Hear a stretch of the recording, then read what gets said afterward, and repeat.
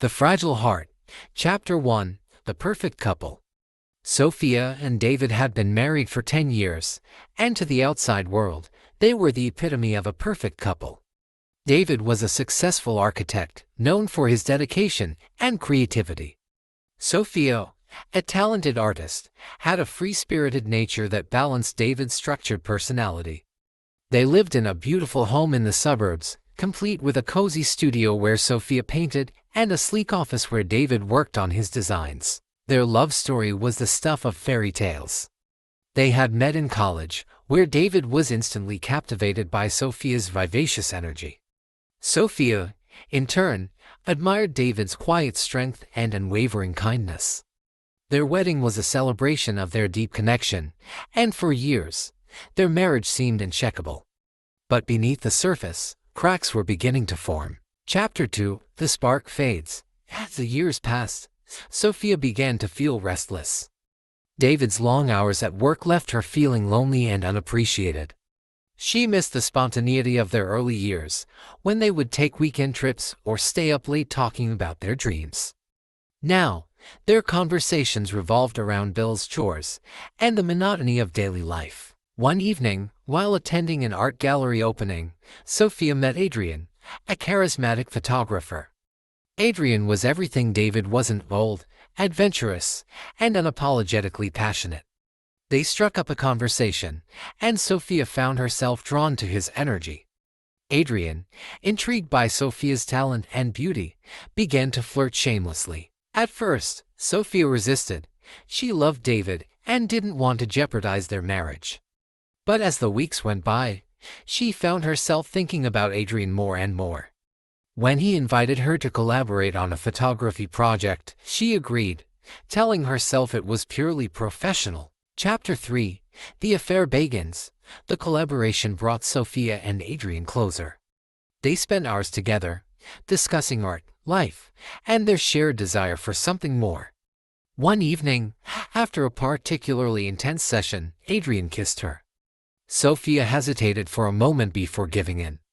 That night, she crossed a line she never thought she would. The affair became a secret obsession. Sophia told herself it was just a fling, something to fill the void in her life. But as the weeks turned into months, she found herself falling for Adrian. He made her feel alive in a way David hadn't in years. Meanwhile, David remained oblivious. He noticed Sophia's distance but attributed it to her artistic temperament. He tried to reconnect with her, planning date nights and surprising her with small gifts. But Sophia's heart was elsewhere. Chapter 4. The Turning Point. One evening, David came home early, hoping to spend time with Sophia. When he walked into her studio, he found her on the phone, laughing in a way she hadn't laughed with him in months. Sensing something was off, he confronted her. Sophia panicked and denied everything, but David's intuition told him otherwise. The next day, he hired a private investigator. The truth was devastating: photos of Sophia and Adrian together, intimate messages, and evidence of their affair. David's heart shattered. He had always trusted Sophia completely, and the betrayal felt like a knife to his chest. He confronted her, his voice trembling with anger and pain. Sophia, caught off guard, broke down and confessed. Chapter 5. The Fallout. The revelation tore their marriage apart. David moved out, unable to bear living under the same roof as Sophia. Sophia, racked with guilt, tried to apologize, but David couldn't forgive her.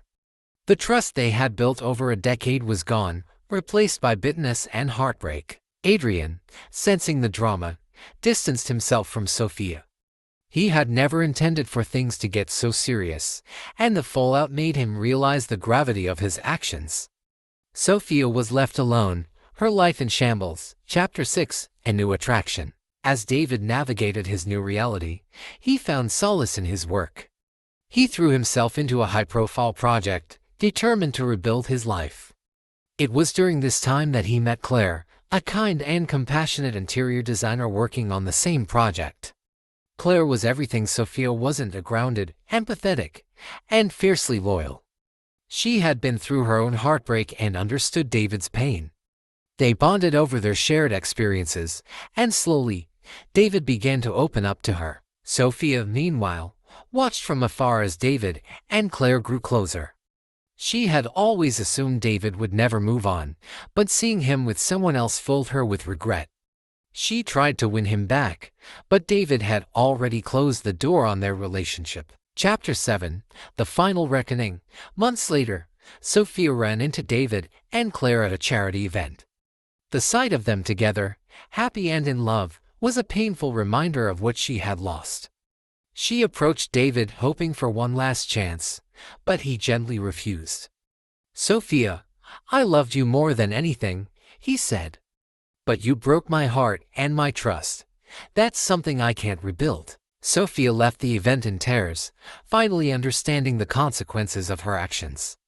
She had lost the man who truly loved her, and no amount of regret could change that. Chapter 8, Moving Forward. David and Claire's relationship blossomed, built on a foundation of trust and mutual respect. They eventually married, creating a life filled with love and happiness. Sophia, on the other hand, struggled to find peace. She threw herself into her art, using it as a way to process her pain. In the end, Sophia learned a hard lesson: love is fragile, and once broken, it can never be fully repaired. David, too, learned the importance of self-respect and the courage to walk away from a toxic relationship. The moral of the story: this story serves as a poignant reminder that trust is the cornerstone of any relationship. Betrayal, no matter how justified in the moment, leaves lasting scars. For those who have been hurt, it's a testament to the strength it takes to rebuild and move forward. And for those tempted to stray, it's a warning that the grass isn't always greener on the other side.